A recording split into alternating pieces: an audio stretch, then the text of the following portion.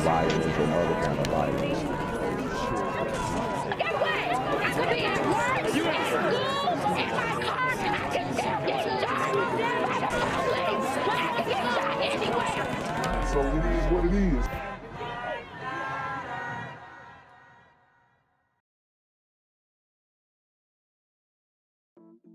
What's good, YouTube? It's the Black Gen Z Mindset. Make sure you go ahead and like, comment, share, and subscribe. Let's get into the... So in this video, guys, we have a Amazon Prime driver, and it looks like he had a chick come through. He clapped the cheeks in the truck, and he apparently got fired for it. Now, this is a brother who clapped the cheeks of a snow bunny. As you guys can see, he let her out after beating. But I know you guys may be aware of Amazon Prime's strict rules when it comes to their delivery times and all that kind of stuff. Maybe he was on break, whatever. But a lot of dudes are like, man, you know, when I hear a lot of dudes, when they talk about getting fired from a job, they usually don't want to take accountability. Man, they was racist, this, that, and the third. They kicked me off because they ain't really like how I was stepping in that bit, whatever. Yeah, I mean, a lot of dudes make excuses. But then there are guys who are doing things like this. Clapping some cheeks on company time. And it really just, it's an identifier for where we're at in the culture. A lot of dudes is putting the buns over the bread, if you know what I mean, okay? They're putting their lust over their earning ability, okay? Or their desire to earn and work a job. And this is a perfect example of it. You know, we've got multiple examples that I am going to show you in this video, but I definitely wanted to bring this to you guys' attention just to show you the state of the culture and where we're at. And you know, a lot of brothers are leading with their Johnson, leading with their third leg, leading with the little head, not the big head. And it's getting them into a lot of trouble and potentially losing them opportunities. Because, I mean, how's he going to get another job? What's he going to tell his next employer? How is he going to use Amazon Prime as a reference? And they're going to tell his next employer that, hey, this guy was clapping some cheeks on the job. And this woman could have potentially stole some packages, okay? So this is a big risk, not only to the brother's livelihood, but to Amazon Prime's overall business model as well. So, man, it was a funny video, but, you know, I have to drop some jewels in it as well. So this one is a fight in Miami, Florida, at an event.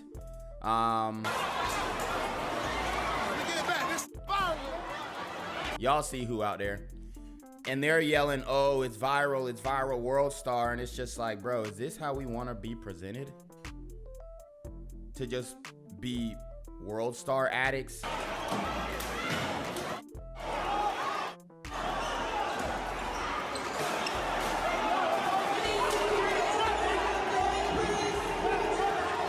And I believe this is a sneaker event, and it easily could have turned deadly.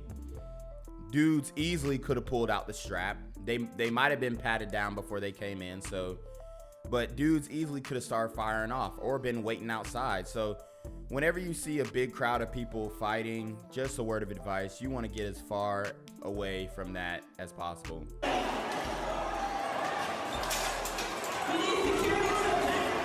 Even the woman trying to hop in is crazy.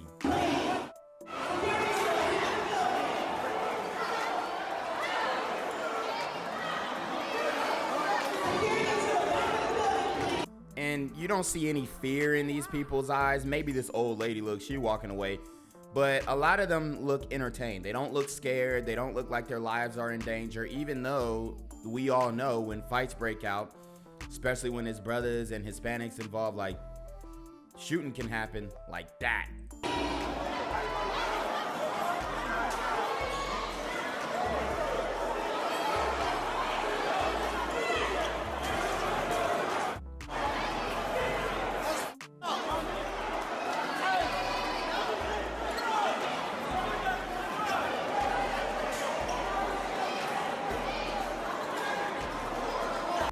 can't go nowhere, bruh.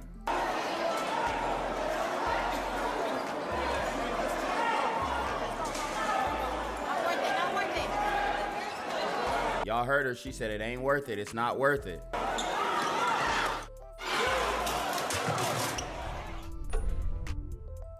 Okay, so it's not a sneaker event. It's a dog show. So they're I guess showing bullies, which are like baby pit bulls or whatnot.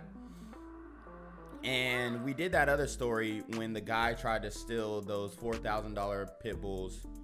So, I mean, these dogs are, it's not the dog's fault, obviously. It's the people who end up owning these dogs.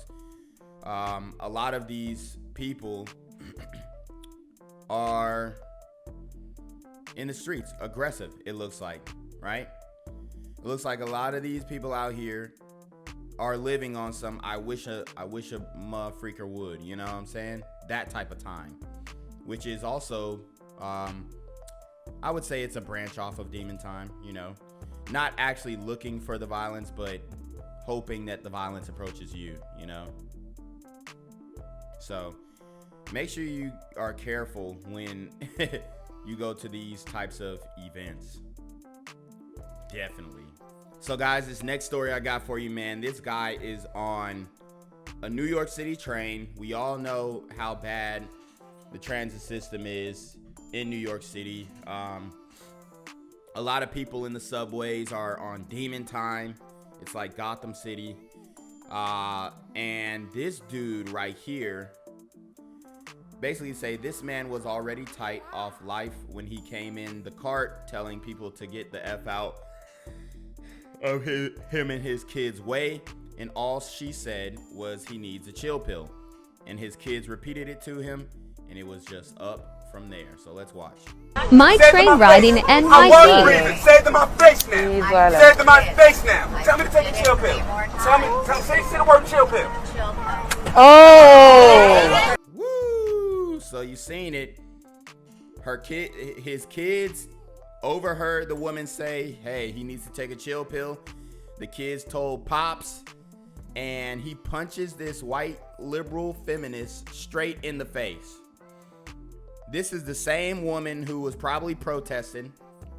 Same woman who's you know, talking about bail reform, probably voted for all that kind of stuff. And now look, her karma's coming back to her, getting punched in the face by the same dudes that she said lives matter. Say the word chill pill. Oh. Say the word chill pill. Oh. Woo! And that's that.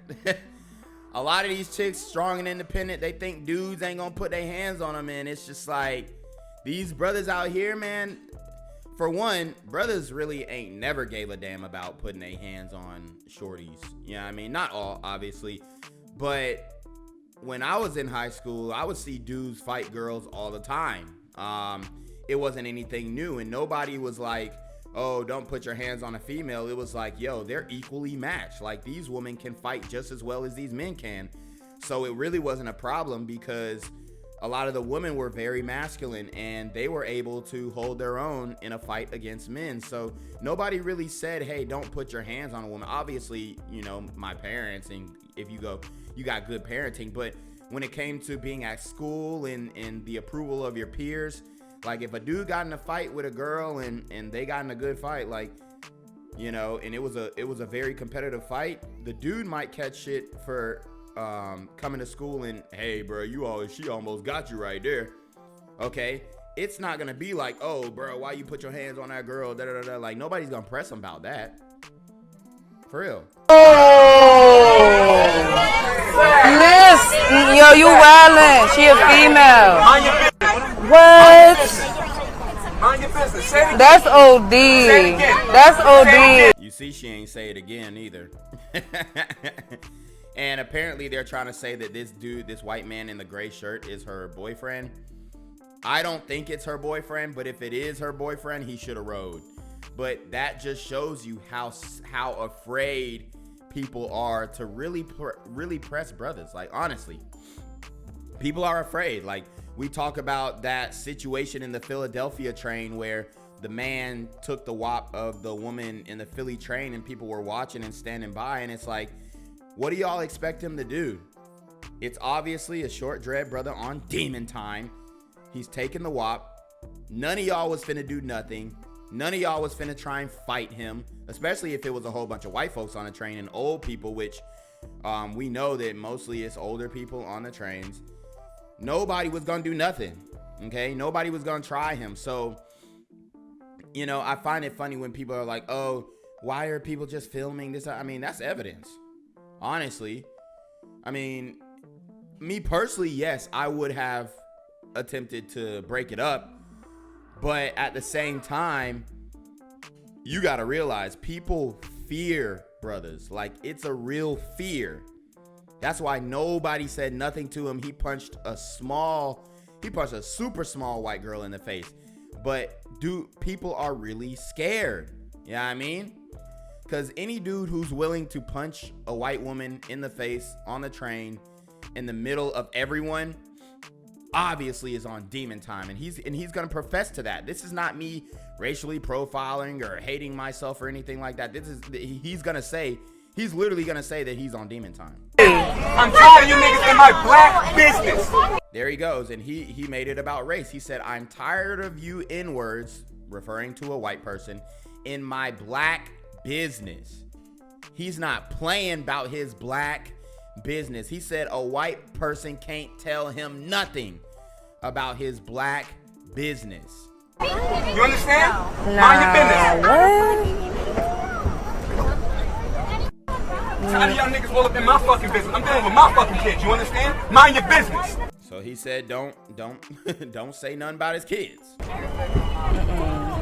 Mind your business. It ain't about being a role model. It's about getting my fucking respect from people like you. You heard him. He said it's not about being a role model. It's about getting that respect. And this is how a lot of street dudes think. They don't care about, oh, who's looking up to me, this and nah. You gonna respect me. And what these brothers deem as respect is really fear.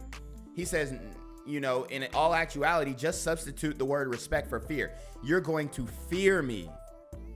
That's why a lot of dudes say they're savages, they're on demon time, because it's not about respect. It's not about, you know, respect me as a human being, as a black man. No, it's about, yo, I want you to fear me.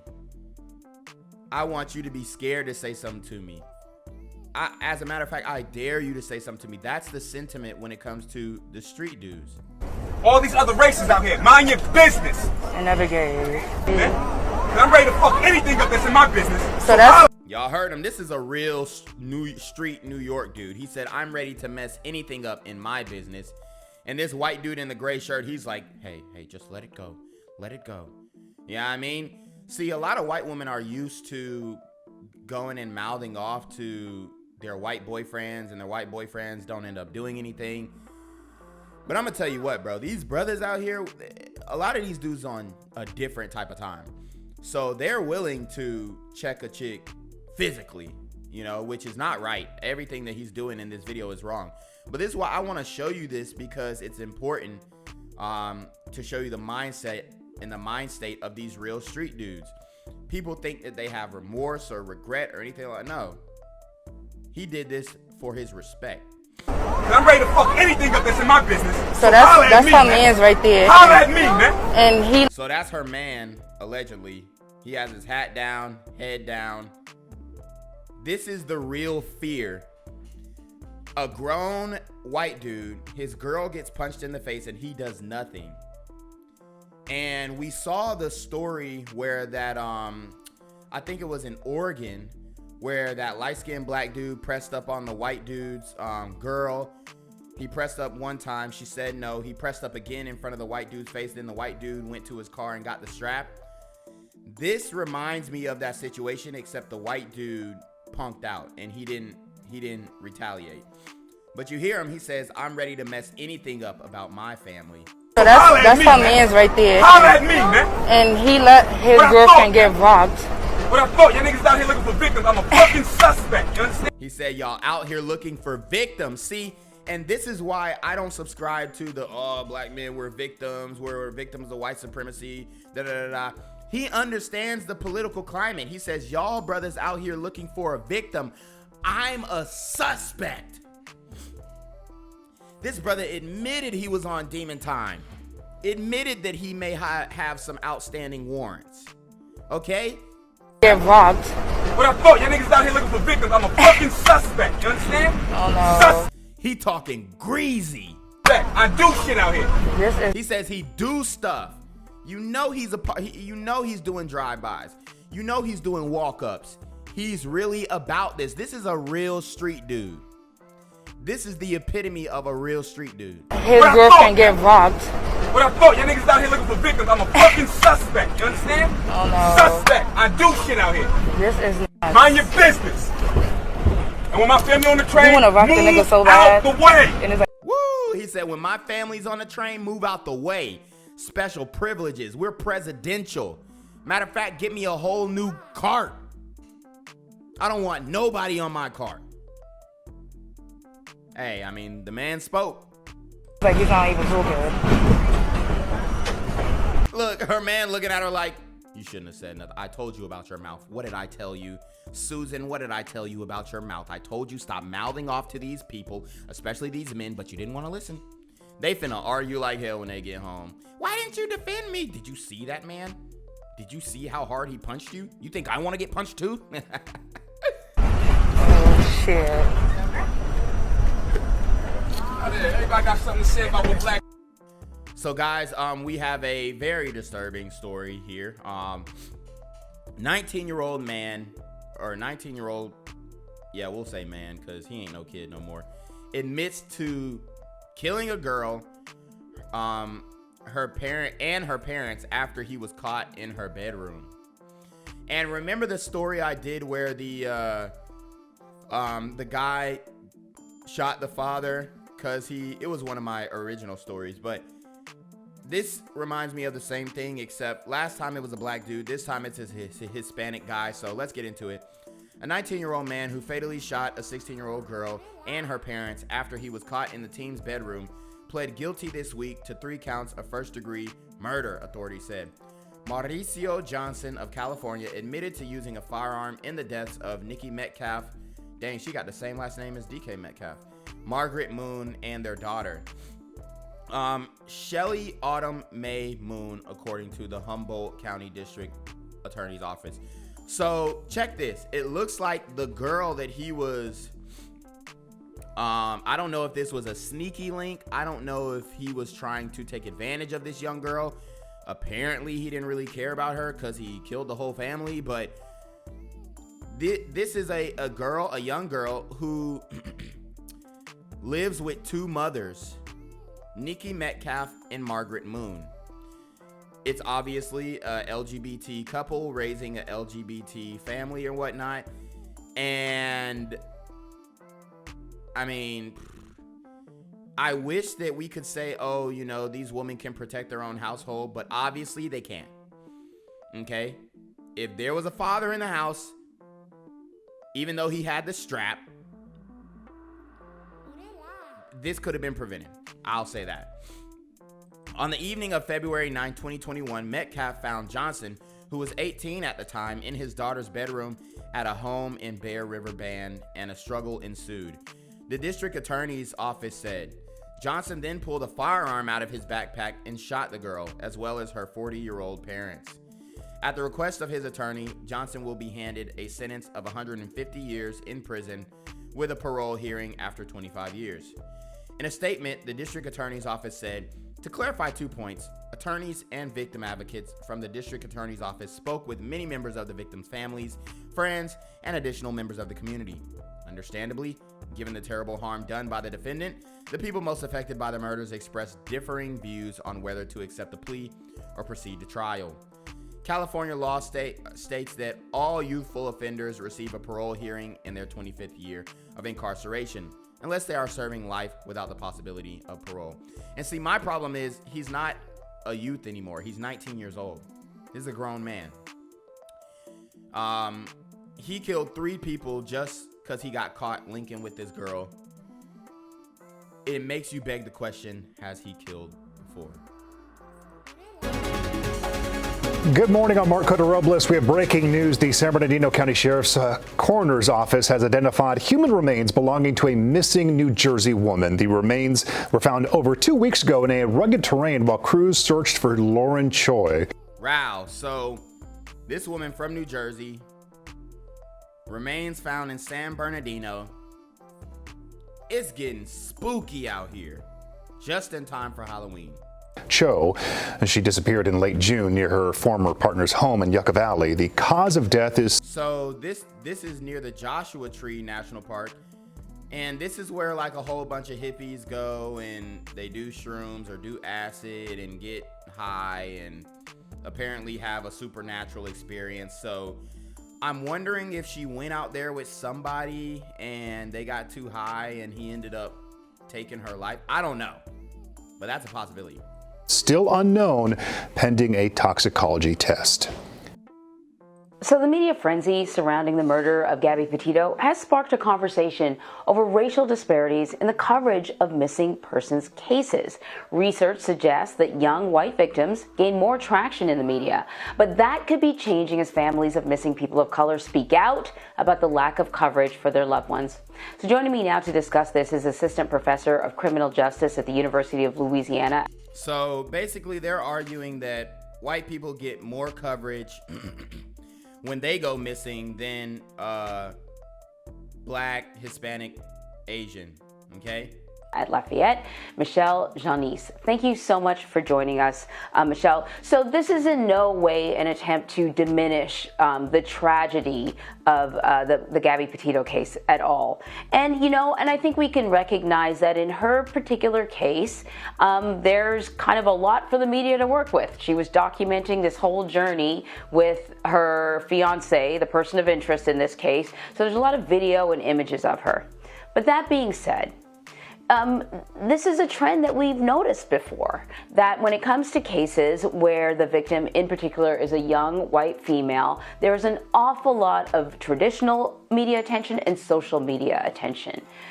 Can you sort of drill down on that a little bit? Why? What have you observed? Why do you believe that's the case?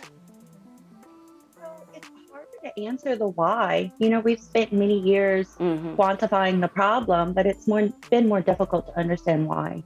We think it's a number of factors. It's not just one cause. In part, it's consistent with our traditional standards of newsworthiness.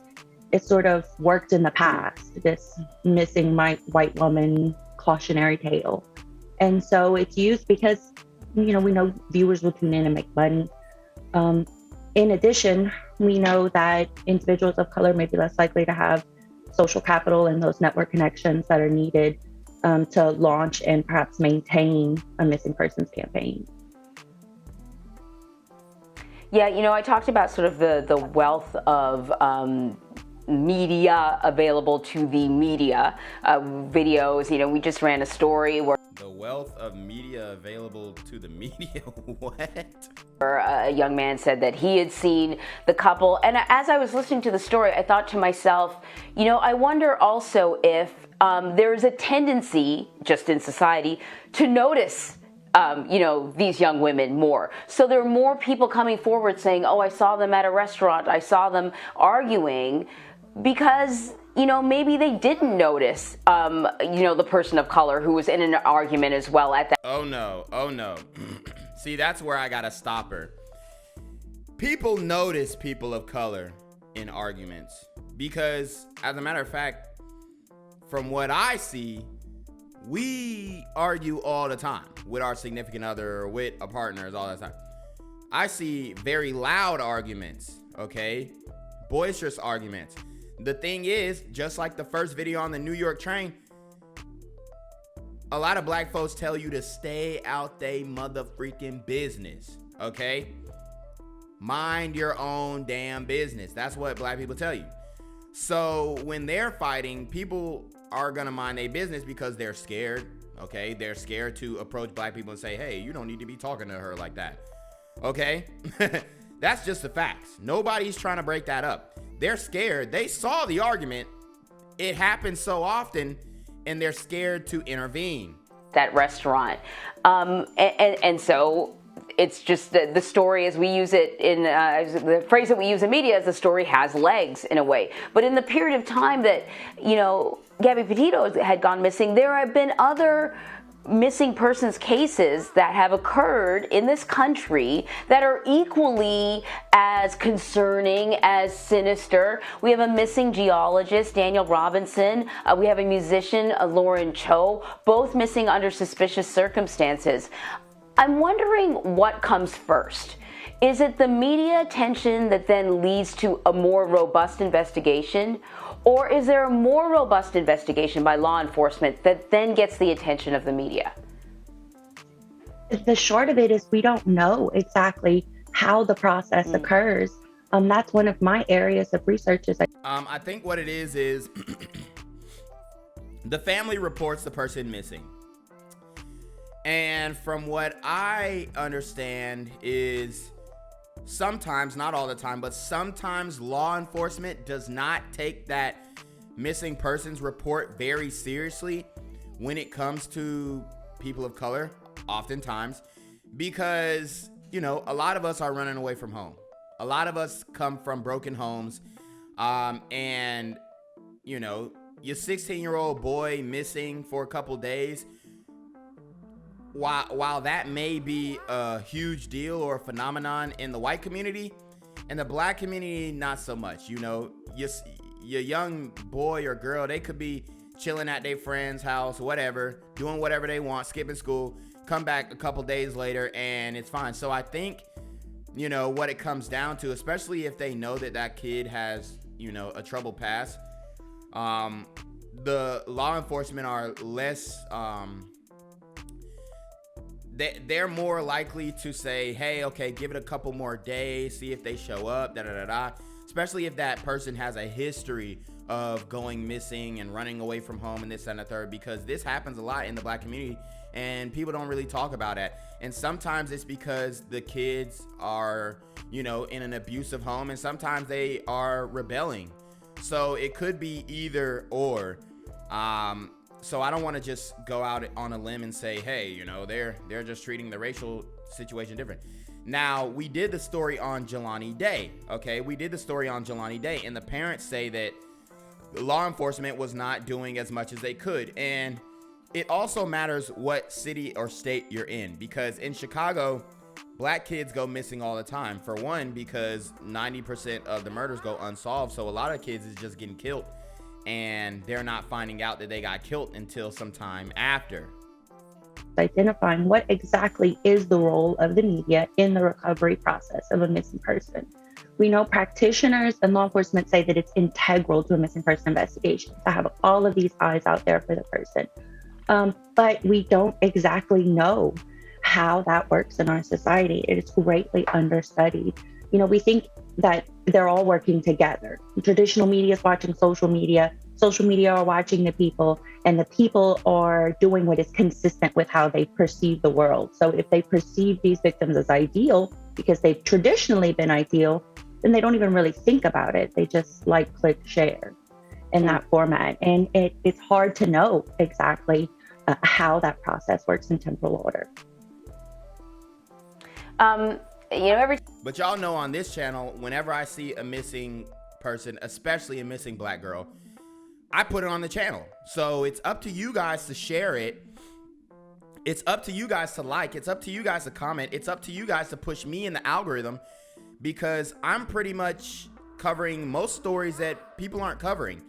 And it's not, even though my channel name is Black Gen Z Mindset, we cover a lot more than just black stories on here. So if you see something, you see that I cover a missing persons, don't be afraid to share it and say, hey, even though I don't agree with everything this guy's saying, he is shedding light and he is shedding some notoriety on this missing black girl in Atlanta who nobody's talking about. Okay. So, it's up to the people, ultimately.